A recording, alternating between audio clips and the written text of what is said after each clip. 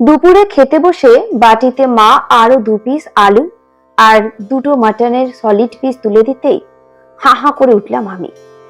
যে মাকে বললাম, তোমার ওই অতি আদরি আমার আর চেহারার এই অবস্থা, কেন খাইয়েছ আমাকে এত এত? 18 বছর বয়সে আমার ওজন 78 কেজি। আমার সব বন্ধু বান্ধব আমাকে নিয়ে খিল্লি করে।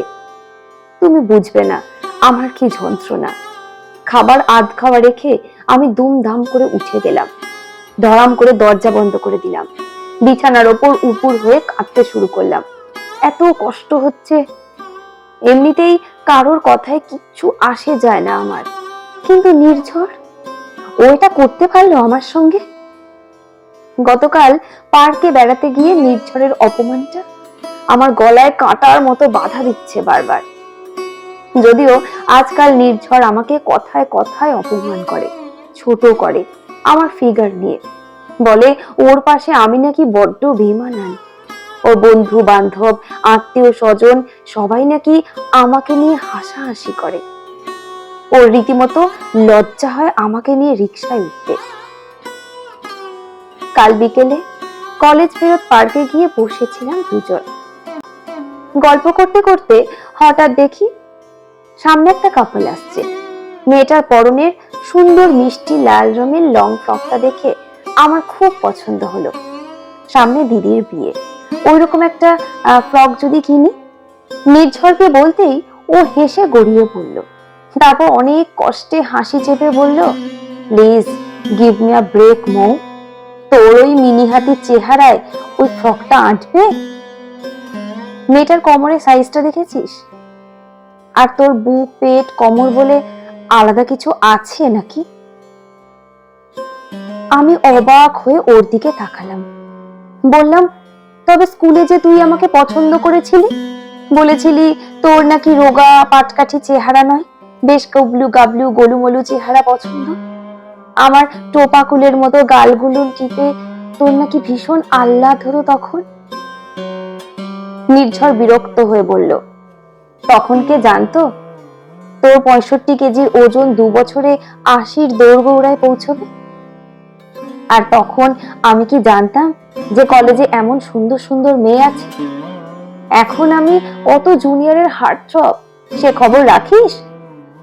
বিরক্ত লাগে আমার, তোকে সঙ্গে নিয়ে ঘুরতে আমার অস্বস্তি হয়, লোকজন আমাকে আকাট বোকারাম ভাবে। কিন্তু নির্ঝর, ফিগারটাই কি সব? আমি তোকে মন থেকে ভালোবাসি যে। দেখ মৌ, একটা কথা আছে, পহলে দর্শনদারি ফির গুমবিচারি। আর আমার মনে হয় না আমার বাড়িতে গ্ল্যাডলি তোকে মেনে নেবে বলে। আমার মা বৌদিদের দেখেছিস সবাই কতটা ওয়েল মেইনটেইনড। কবে থেকে বলছি জিম জয়েন কর, ডায়েট কন্ট্রোল কর, কিন্তু তুই আর ডায়েট, কাকে কি বলছি? আমি তো ডায়েট মেনটেন করছি নির্ঝর। এখন 1 কাপের বেশি ভাত খাই না, ওটস স্যালাড জুস খেয়ে দিন কাটাই। সারাদিন কলেজ টিউশন করে আমার ভীষণ খিদে পায়, গা মোচড় দেয়, তবুও শুকনো রুটি চেবই। এরপরেও কোনো ফল হচ্ছে না, কি করব আমি বল? নির্ঝর উঠে পড়ল, তোর ওই জলহস্তির ওয়েটের কাছে ডায়েটও ফেল মারবে যে, ডিসগাস্টিং বলেই হন হন করে চলে গেল। একবার পিছন ফিরে তাকালো না পর্যন্ত। আমি একা বসে কি করছি। এবার বন্ধ দরজায় ধাক্কা পড়ল, আমি চোখ মুছে উঠে বসলাম।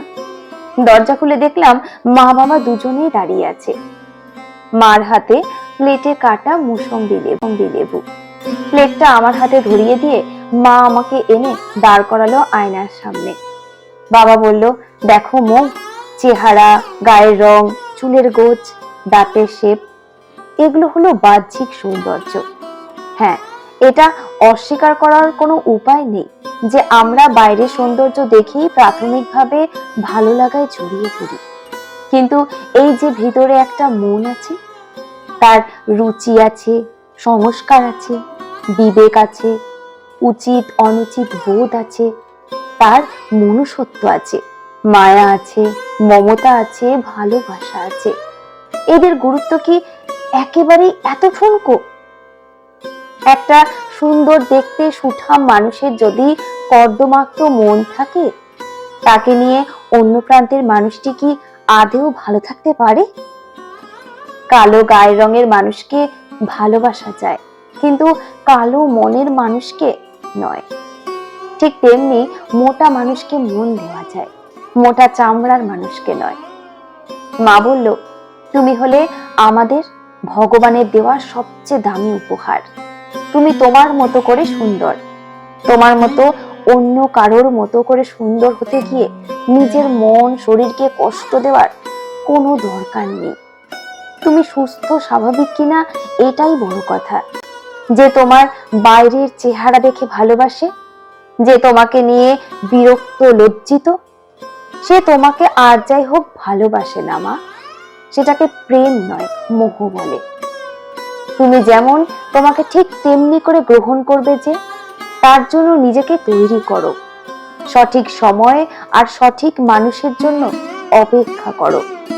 প্লাস সাইজ চেহারার সঙ্গে তোমার প্লাস সাইজ একটা মনও যে আছে, সেটার কদর করতে শেখো। মনে রাখবে, তোমার তুমি ভীষণ দামি। ওনারা বেরিয়ে গেলেন ঘর থেকে। কখন যে হাতে লেবুগুলো শেষ হয়ে গেছে খেয়ালই করিনি। বুঝতে পারলাম দুপুরের আধ পেটা খাওয়াটা কৌশলে তারা পূর্ণ করে দিয়ে গেলেন, সঙ্গে আধ ভাঙা মনটাও জুড়ে দিয়ে গেলেন। তারা যে বাবা মা। এবার একটু হাসলাম আয়নায় তাকিয়ে। ফোন হাতে নিয়ে নির্ঝরকে মেসেজ করে দিলাম, এই অপমান আমি আর সহ্য করতে নারাজ। আমাকে অপছন্দ হলে আসতে পারিস, দরজা খোলা আছে।